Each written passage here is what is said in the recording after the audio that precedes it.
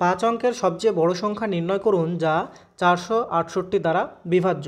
তো এখানে আমরা এই অঙ্কগুলোর ক্ষেত্রে কী করব, 5 অঙ্কের যে সবথেকে বৃহত্তম সংখ্যা অর্থাৎ 5টা 9 সেই সংখ্যাটাকে আমরা 468 দ্বারা ভাগ করব।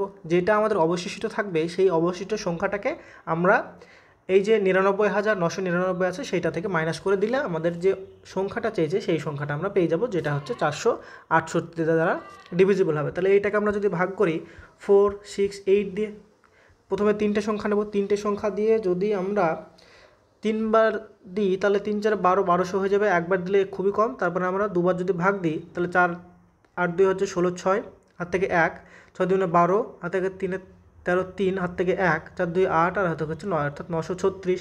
এটা যদি মাইনাস করি তাহলে এখানে হয় 3, এখানে হয় 6, তাহলে আরেকটা 9 নামালাম। এবার যদি 1 দিয়ে দিই তাহলে হচ্ছে 4 6 8, এখানে হচ্ছে 1 7 1 আর একটা হচ্ছে 9।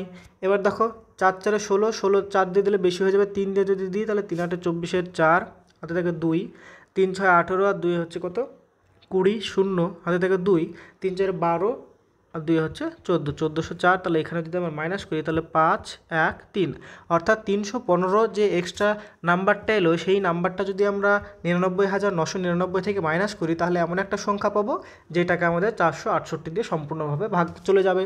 তাহলে আমাদের required number is equal to কত হবে 999 মাইনাস 315। তাহলে এইটা আমাদের হবে ইউনিট ডিজিট 4 হবে, তারপরে হবে 8, তারপরে হবে 699 অর্থাৎ 99,684, যেটা আমাদের অপশন নাম্বার 4 হয়ে যাবে এখানে সঠিক উত্তর।